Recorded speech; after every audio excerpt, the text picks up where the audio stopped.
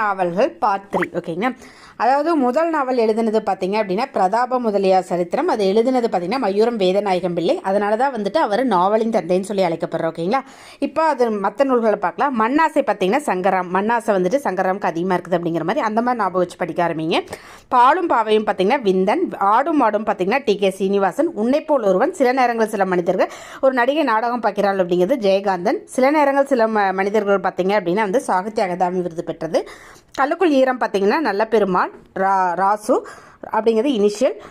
18வது அச்சக்கூடு கரைந்தவர்கள் அசோகமித்திரன். தவமோ தத்துவமோ கோவி மணிசேகரன். ஒரு புளிய மரத்தின் கதை ஜே சில குறிப்புகள். குழந்தைகள் பெண்கள் ஆண்கள் பார்த்தீங்கன்னா சுந்தர் ராமசாமி. சாயாவனம் தொலைந்து போனவர்கள் சா கந்தசாமி. வாஷிங்டனில் திரும்புறம் பார்த்தீங்க அப்படின்னா சாவி. கரையெல்லாம் சண்பப்பூ யவனிகா பார்த்தீங்கன்னா சுஜாதா. தாகம் பார்த்தீங்கன்னா சின்னப்ப பாரதி. தேநீர் பார்த்தீங்கன்னா மலரும் சருகும் அப்படிங்கிறது டி செல்வராஜ். இது யூஸ்ஃபுல்லான தகவல் ஃபீல் பண்ணிங்க. சப்ஸ்கிரைப் பண்ணுங்கள்.